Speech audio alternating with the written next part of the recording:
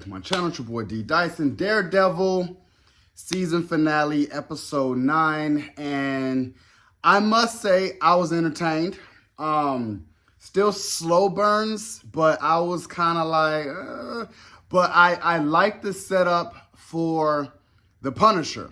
As Matt, it continues with the story. As Matt was shot, he's in the hospital. Wilson Fisk does like some sort of a blackout of New York City and have Wesley go into the hospital to basically go into unalive Daredevil and Matt with the serum, but he's already awake, he's already up, he's already moved around, so it's like, man, you can't really find him.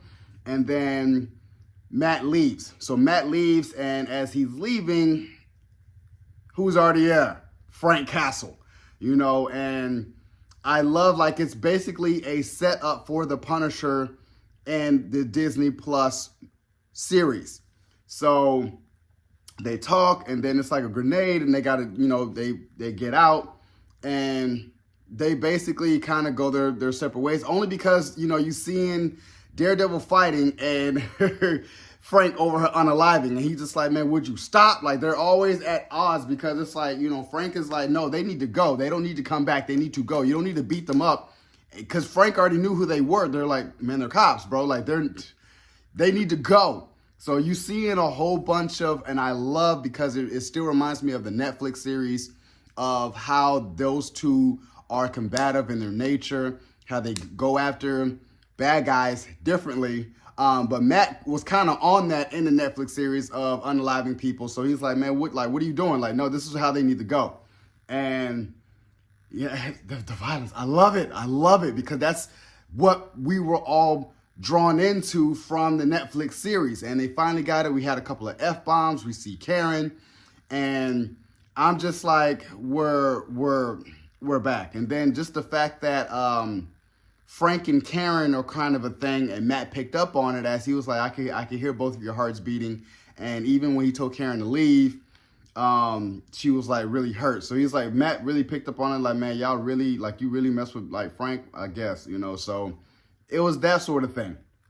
So I'm assuming we're gonna see Karen in the Frank Castle series, and how Frank had to go against the other cops that have his Daredevil body armor on.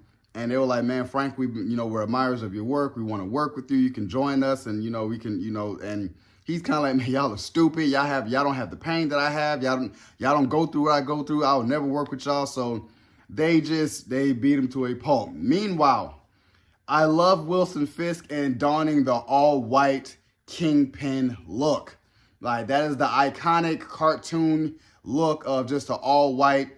And he finally gets a hold of the, it's blanking out, like, not commander, but he's also in the political office, and just always going against Wilson Fisk and everything he does. So he finally gets a hold of him and brings him to Wilson Fisk, as Wilson Fisk also has these cops, but they're like all dirty cops. And he was like, man, so basically he's kind of getting back to that mode of who I am.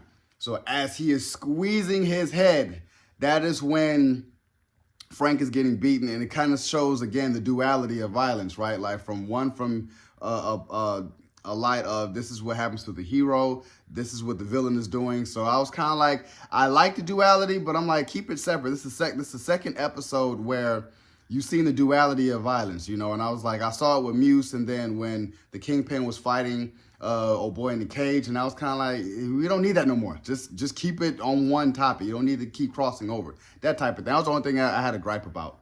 But other than that, I was like, okay. And then finding out 1 year earlier, Vanessa visits Bullseye to basically hire Bullseye to go get Foggy Nelson. So I was kind of like, okay, yeah. So we finally do get the understanding of the episode 1 of why Bullseye went after Foggy Nelson, because he was representing a person who was getting out, like Alexander, something like that. And I was like, oh, like something. So I was like, you know, I didn't want to mess up his name, but I see the tie-ins in all of it, and I know it's going to further the story. I feel like it's going to further the story even in the Punisher as well. So yeah, all in all, solid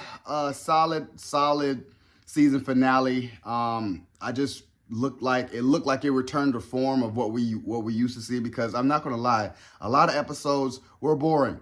A lot. Like, it was a lot of filler, a lot of boringness, just to get to this epic payoff.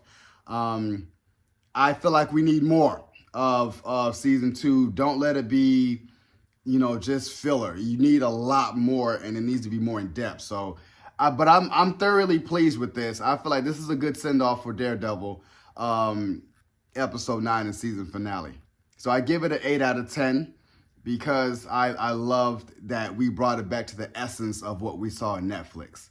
So, you guys enjoyed my review of Daredevil Born Again, episode 9, season finale. Subscribe to my channel. Post a comment down below and like the video. It's your boy, D. Dyson. Peace.